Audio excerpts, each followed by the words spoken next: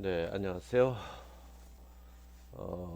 여러분들을 참 수업 시간에 뵙고 싶은데, 이렇게 좀 시간이 자꾸 흘러가서 안타깝기는 해요. 그러나 이제 여러분들은 아마 그 비대면 수업이 조금 더 익숙해지지 않았을까 하는 생각을 해요. 자, 제가 공지사항을 좀 전할게요. 전자출석에 관한 내용이에요. 교수님께서 여러 가지들 얘기들을 하셔요. 그래서 각 교수님들이 나름대로 여러분들 출결석 관리를 하고 있는데, 제 입장에서 좀 설명을 하면, 일단 제가 전자 출석을 한다고 단톡방에 공지를 하거든요. 공지를 한 후에 그 시간 전후를 해서 전자 출석 인증번호를 여러분에게 알려드리고 출석 체크할 시간을 좀 드려요. 그래서 예전 같지 않고 좀 시간을 넉넉하게 드려요. 근데 어떤 분은 강의를 다 듣고 출석하는 줄 알고 계시는 분이 있는데, 일단 인증번호가 나가면 여러분 무조건 일단 출석 체크를 해 주시기 바래요. 결과적으로 여러분들이 실수해서 결석이 되면 결국 학점 부여에 어려움도 있어요. 그러니까 일단 여러분들이 단톡방에 어, 전자 출석을 합니다 하고 공지가 나가고 인증번호가 나오면 인증번호를 입력하고 바로 출석 체크를 해달라 하는 거고요. 강의는 하여간 그 주간 이제 원격 그 강의 같은 경우는 제가 사이버 대학에서 있어봐서 잘 알잖아요. 이제 이런 부분을 이제 우리 학교 교수님들도 많이 아시지만 제가 이제 이 분야를 많이 알고 있어요. 그래서 사이버 대학에서 원격 교육은 교육부 이제 시행령에 보면 25분씩 강의를 하게 돼 있어요. 그래서 어떤 분은 이제 50분씩 강의하는 분도 있고 25분이니까 3교시니까 75분 되잖아요. 75분을 이제 풀로 이렇게 강의를 하시는 분도 계세요. 그러니까 풀로 강의를 하면 여러분 집중력이 좀 떨어져요. 그래서 저는 이제 뭐 보통 20분 내지 25분 강의를 하고 어떤 분은 20분이 좀 안 되면 이어서 그 다음 시간에 뭐 한 30분 하고 이렇게 시간을 이렇게 만들어 가고 있거든요. 그리고 제 강의 스타일이 이제 온라인 수업이 아니고 오프라인 수업에서도 보면 1교시 때는 이제 PPT로 여러분에게 설명을 하고 2교시 때는 주교져 가지고 여러분 세밀하게 이제 보면서 뭐 부분적으로 중요한 거 암기할 용 체크하고 또 시험 나올 그런 예상 부분도 또 체크해드리고 또 예상 문제를 풀어보면서 기출 문제죠 풀어보면서 이렇게 문제가 나온다. 1급 중심으로 그 내용을 강의를 하고 있거든요. 그래서 3교시는 거의 문제를 이렇게 풀어보는 방식으로 그렇게 강의를 하고 있어요. 그래서 이제 수업에 오시면 이제 주 교재를 가지고 이제 공부를 하겠죠. 그래서 출석 체크를 꼭 해달라는 말씀이고, 보통 이제 강의가 나가면 여러분 집중도를 돕기 위해서 또 궁금한 게 있어야 되잖아요. 그래서 일단 강의를 한 다음에 PPT 자료는 보통 한 주 후에 제가 올려놓는 경우가 많아요. 그 제가 또 여러 과목을 강의하다 보니까 또 혼란스러울 때도 있어요. 교수님도 많이 힘들 때가 있어요. 그래서 어떤 때는 이제 자료를 한꺼번에 많이 올려놓기도 하는데 PPT 자료는 여러분들에게 서비스를 하니까 그냥 그렇게 아시면 좋겠어요. 자, 그리고 가끔 가다가 제가 이제 강의 속에서 질문을 던지고 그 답을 요구를 하거든요. 이것도 뭐 교수님이 하고 싶어서는 건 아니고 현재 학생들이 강의를 잘 듣고 있냐 안 듣고 있냐라고는 그런 이제 수기 출석 같은 그런 이제 개념이에요. 그래서 여러분이 간단간단하게 메모를 하셔서 뭐 파일로 만들어도 좋고 그래서 이메일로 제가 보내주면 제가 사회복지 실천론 이런 이메일 방을 하나 따로 만들어 놓고 거기다 전부 모아서 저장을 해 놓고 있거든요. 그래서 이제 성적을 낼 때에 몇 번 정도 답을 하셨는지 가장 답을 많이 한 친구들에게는 이제 점수를 더 주고 또 그렇게 피드백을 안 한 친구에는 좀 감점도 하고 그럴 예정이에요. 그리고 중간고사와 이제 과점을 자꾸 이제 문의를 하시는 분들이 많은데 뭐 문의하지 말라는 얘기가 아니고 이 시간을 통해서 여러분에게 분명히 알려드리는 것은 과제물하고 중간고사는 이제 오프라인 수업이 되면 여러분들을 이제 교실에서 보고 실제 과제물 작성을 어떻게 하는 건지 또 정 어려우시면 샘플도 제가 나눠주고 그리고 이렇게 작성을 했으면 좋겠다고 예시를 합니다. 그래서 그때 가셔서 이제 과제물 작성하면 될 거고 중간고사는 온라인으로 보지 않을 내용이에요. 그래서 수업에 오시면 여러분 충분히 의논하고 여러분이 편한 방법을 선택해서 아주 간단한 방법으로 중간고사를 치르겠다 그런 거예요. 그래서 혹시 궁금하시면 연락도 해주셨으면 좋겠고요. 또 단톡방에도 글을 올리시면 제가 답을 하겠어요. 근데 이제 좀 궁금하시더라도 교수님도 이제 저녁에는 조금 쉬어야 되잖아요. 그러니까 밤 뭐 10시, 11시, 12시 돼가지고 문자 하시는 학생들이 있어요. 그건 좀 자제해달라 그렇게 좀 부탁을 드릴게요. 자, 수업 진행합시다. 자, 오늘은 강점 관점에 대해서 오늘 좀 설명을 좀 하려고 그래. 순서적으로는 인파운트 모델, 레지던스 모델, 해결 중심 이런 식으로 가는데 일단 오늘은 이제 강점 관점에 대해서 한 20분 동안 하고 다음 차시에 넘어가서 남는 부분을 하도록 그렇게 하지요. 그러면 이제 강점 관점이 뭐냐? 이걸 알기 위해서 이제 등장 배경을 보겠어요. 사회복지 실천에서 문제에 초점을 둔 문제중심 접근 방법이 있었죠. 근데 이렇게 접근을 해보니까 문제를 해결하지 못하는 것을 알게 된 거죠. 거기로부터 이게 잘못됐구나 하는 것을 반성함으로써 발전된 부분이 있어요. 그래서 특히 만성질환을 가진 클라이언트들이 그들의 삶에서 원하는 것이 무엇인가? 이 병은 이제 잘 고치지 않는 질환이잖아요. 그런 경우에 그들의 삶의 질을 우리가 사회복지는 원하니까 그들의 삶 속에서 원하는 것이 무엇인가 하는데 초점을 두고 생각한 데부터 시작이 되었다 이렇게 보시면 되겠습니다. 그래서 변화는 뭐냐면 문제가 아닌 도전으로 병리가 아닌 관점으로 과거가 아닌 미래로죠. 과거로 자꾸 돌아가면 정신적으로도 안 좋잖아요. 그러니까 이거 병으로 보면 안 되죠. 자꾸 병적인 관점에서 보는 거는 문제를 문제시하면 되는 그 문제를 뛰어넘는 극복하는 도전하는 그런 의미로 생각하는 거죠.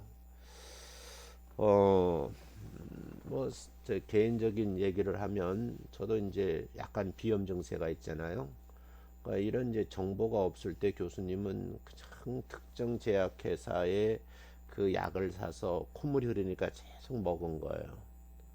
근데 그래서 그 회사가 이제 뭐 나오는 콘택 600이라는 걸 먹었거든요. 그리고 목도 막 마르고 뭐 심한 이제 통증도 막 느끼고 그러죠. 근데 어느 날 어떤 의사님하고 얘기를 하는데 그 문제를 해결하는데 검사를 합시다. 그래서 보니까 검사를 하니까 알러지 비염이라는 걸 알게 돼 있어요. 그 다음서부터는 이제 처방전을 가지고 약을 받아 가지고 콧물이 흐를 때 이렇게 빨리 약을 먹으니까 삶의 질이 훨씬 더 나아지고 좋아지더라고요. 그리고 제 몸을 제가 아는 거잖아요. 감기에 약하잖아요. 그러니까 감기는 목 뒤 등 쪽에서부터 오는 거거든요. 그러니까 지금 여름 봄날이 돼서 교수님은 파카를 아침 저녁 입고 있잖아요. 그 이유는 뭐겠어요? 내 몸을 내가 보호하려고 하는 그런 이제 측면이죠.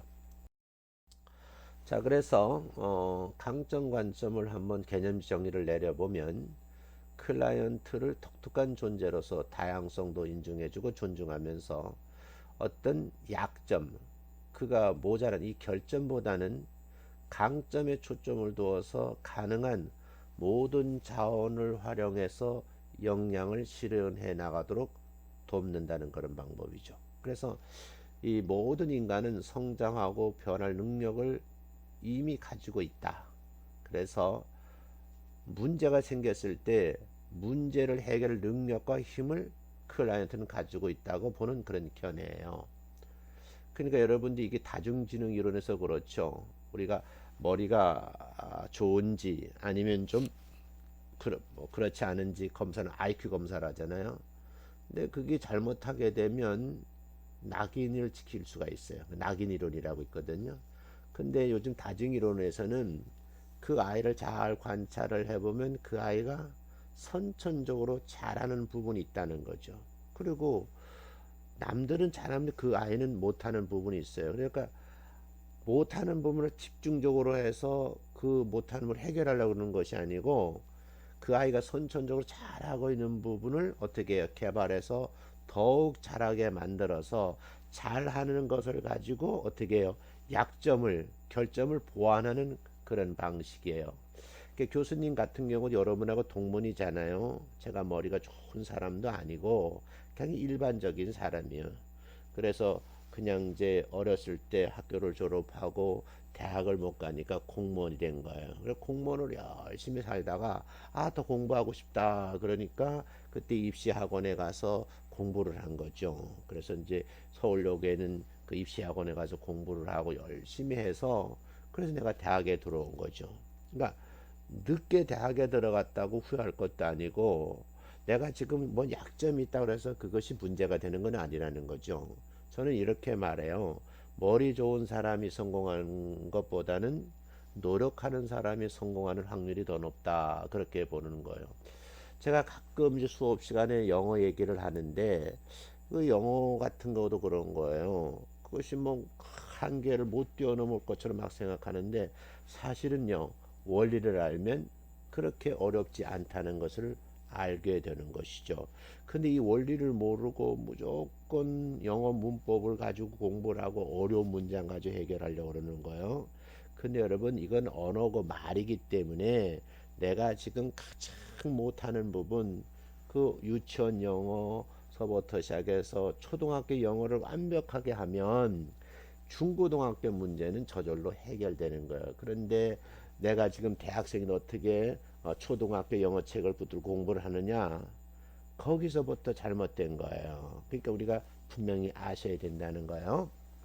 자, 그래서 여기서는 강점 관점이라는 것이 바로 이런 것이다 하고 개념을 설명합니다. 그 다음 이제 원리가 있어요. 그래서 원리를 지금 이제 이 페이지 6가지를 소개하고 있거든요. 모든 개인과 집단, 가족, 지역 사회는 뭐예요? 약점, 결점도 있지만 강점을 가지고 있다고 전제하는 거죠. 그러면 트라우마나 학대, 병과 또 투쟁 이런 일로 인해서 상처를 우리가 받게 되면 상처받은 것으로 우리가 무너지는 것이 아니고 오히려 그 상처를 회복하기 위해서 도전과 기회를 갖는 거죠. 제가 이제 젊은 시절에 오토바이를 타다가 출근하다가 사고가 나서 쇄골이 다 부러졌어요. 근데 병원에서 치료를 의사가 그러더라고. 저보고 이 부러진 부분이 다시 붙으면 다시는 이 부분이 부러지지 않습니다. 더 강해진다는 거예요. 그래서 지금도 제가 흔적을 만지면서 내가 이렇게 쇄골이 부러졌는데 지금은 더 두툼해져 가지고 단단해져 있거든요. 우리 그런 걸 한번 상상해 보자고요. 또 세 번째 보니까 개인, 집단, 지역 사회를 성장시키고 변화시키를 원한다면 능력의 상극 관계를 모른다고 가정을 하자. 수업 시간 사례를 좀 들게요. 또 클라이언트와 상호 협력을 해서 최선을 다해서 클라이언트와 어떻게 함께 일을 해야 된다는 것. 그리고 모든 환경은 내가 사용할 자원들로 가득 차 있다 이렇게 보는 거예요. 교수님은 이제 시골에서 자라서 시골 입맛이잖아요. 그럼 도시 아이들을 보면 들판에 가면 먹을 게 아무것도 없어요. 근데 교수님이 눈에 보면 들판이고 산에 보면 내가 먹을 수 있는 게 지천에 깔려 있는 거예요. 그래서 우리가 먹는 그런 이제 풀 종류를 알잖아요. 그럼 제가 그거 뜯어서 맛있게 먹는 그런 이제 습관이 있잖아요. 그러니까 환경 탓만 하면 안 되는 거. 그 환경 속에서 뭔가를 찾아내서 우리가 좀 살아갈 수 있는 방법을 터득해야 된다. 그래서 여기 이제 마지막 6번째 보호와 환경을 강조한다 이렇게 돼 있어요. 그러면 이제 강점을 어떻게 찾는가 하는 거거든요. 여기 보니까 일단 어떻게 해요? 사람들이 배우는 거죠. 배우는 것만큼 소중한 것이 없는 거예요. 그래서 여러분들이 이 실천론을 배우지만 교수님들한테 같은 반 클래스메이트 친구들에게 부모님에게 이웃들에게 많은 것을 배우는 거예요. 그러니까 우리가 중요한 것은 전문적인 기술도 우리 굉장히 중요하지만 생활 기술도 굉장히 중요한 거예요. 다음에 개인의 자질, 특성, 미덕 이런 걸 상대방에게서 찾는 거죠. 다음에 사람들이 주변 세상에 대해 알고 있는 것도 여러분이 좀 이제 지식으로 갖고 계셔야 돼요. 그리고 내가 가지고 있는 재능이 뭔지, 상대방이 가지고 있는 재능이 뭔지, 그리고 문화적 및 개인적 스토리를 가지라 그런 말이고, 사람이 가지고 있는 자부심 이거 대단한 거거든요. 다음에 지역사회, 영성 이런 순서로 뭐 오프라인 수업에도 얘기를 하겠지만 이런 걸 강점을 이런 부분으로 찾는다 그런 얘기예요. 근데 이제 여러분이 이제 실천론을 공부하게 되면 이론들이 많지요. 모델들도 많아요. 수많은 이론과 모델들이 내재되어 있는데 다양한 분야의 실천 방법들과 유사점이 많다는 점에서 다른 실천 방법을 이해하고 익히는 데 필요한 지식을 여러분들이 갖추셔야 되는 거예요. 그리고 내가 현재 사고하는 방식이 옳다고 주장하면 하면 안 돼요. 그러면서 여러분들이 전문가들하고 공부를 하고 사람들과 어울려 살면서 이 사고 방식이 잘못됐다. 그러면 변화를 주어야 되거든요. 그리고 문제에 대한 인식 전환을 이룰 수 있어야 돼요. 그래서 사회복지사로 하여금 사회복지 실천의 변화를 도모하는 전환점을 제공해 준과 동시에 클라이언트에 대한 사회복지 선입견을 없앨 수 있다 이렇게 보는 거죠. 전문가와 서비스 이용자가 서로 협력을 할 때 가장 효과적인 실천이 이루어질 수 있는 거예요. 우리가 병원에 갔을 때 내가 어디 아프다는 것을 의사에게 정확하게 언어로 비언어로 표현을 해주면 의사가 그 이야기를 듣고 소통이 되었을 때 자기가 의과대학에서 배운 6년 동안의 지식 또 인턴과 레지던 배우는 기술을 익히셨잖아요. 이 지식과 기술이 합쳐 인술이라고 그러거든요. 그것을 가지고 이분은 내가 배운 과거의 지식에 의하면 내가 지금 쓰고 있는 기술이라면 이런 병이구나 이걸 바로 파악을 하고 그분이 치료하는 기술을 통해서 약물을 투여하고 시술을 할 때에 빨리 나올 수 있는 거죠. 그래서 우리가 전문가와 서비스 이용자가 서로 협력할 때 효과적으로 실천을 할 수 있다 하는 것을 꼭 기억해 달라 이제 그런 얘기예요. 그다음 여러분들이 인파워먼트 모델에 대해 조금 이제 설명을 하고 이제 오늘 강의를 마쳐야 되는데 이 생태 체계라는 말을 좀 첫째는 이제 체계라는 말 일반 체계론, 사회 체계론, 가족 체계론이라는 거예요. 그러면 생태학이라는 거하고 체계론 합쳐져 가지고 이게 뭐예요? 생태 체계적 관점이라고 그러거든요. 그러면 이 관점에 근거한 강점 지향 또는 해결 중심의 접근의 중요성이 자꾸 대두되고 있는데 70년대 중반에 인파워 모델이 새롭게 등장을 한 거예요. 그러면 일반 사회복지에서 오랫동안 내재됐던 강점 중심의 개입이 재부상된 거예요. 그러면 인파워먼트 모델의 주요 개념이 뭐냐? 이제 권한 부여라는 말, 그리고 협력과 파트너십, 그리고 소비자 역량 이게 네 가지로 이제 우리가 나누어서 좀 볼 예정이에요.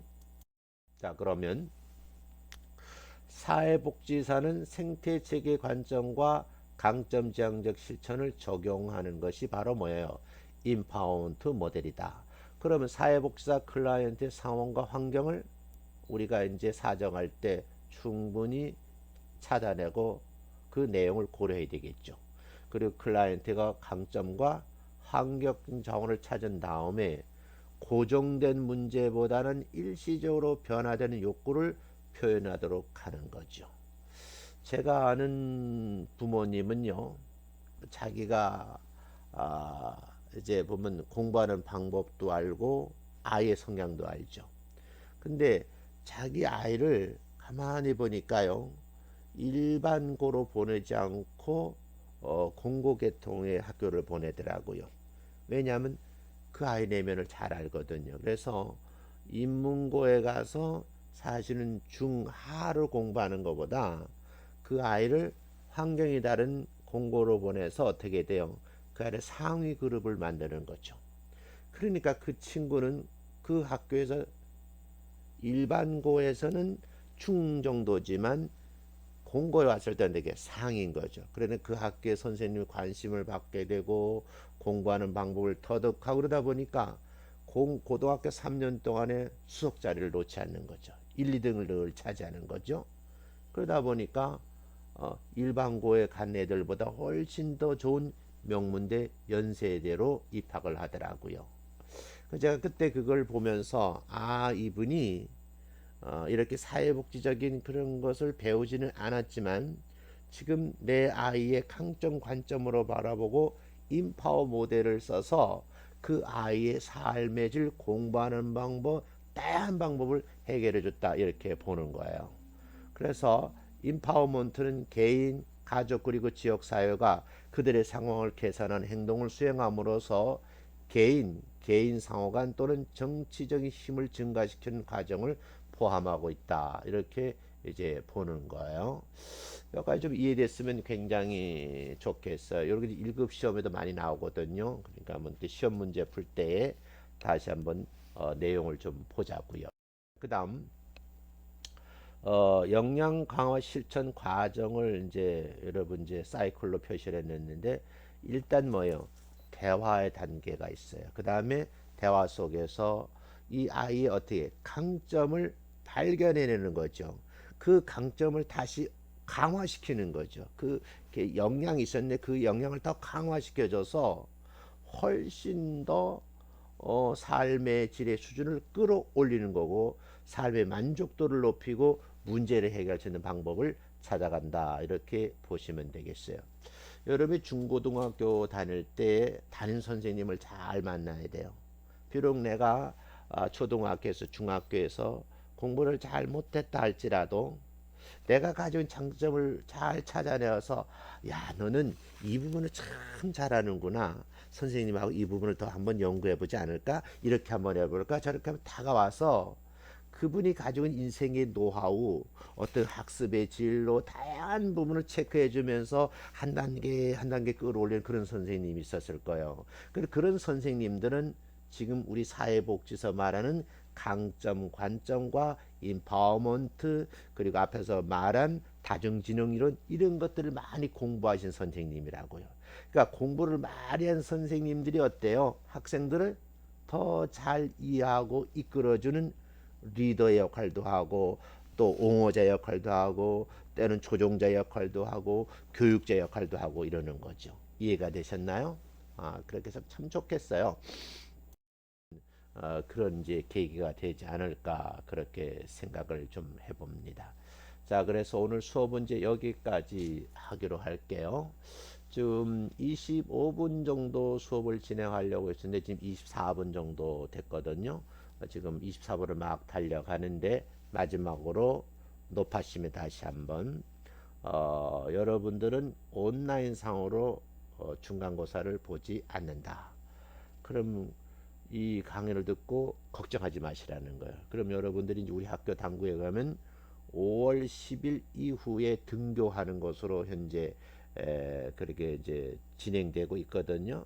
그러면 5월 10일 주간까지는 제가 동영상 강의를 할 거예요. 그러면 강의로 보면 한 8장까지 나갈 거예요. 그러면 그때까지는 보시고 이제 그 다음 주에 이제 수업에 오시게 되면 목요반은 아마 강의가 될 것 같아요.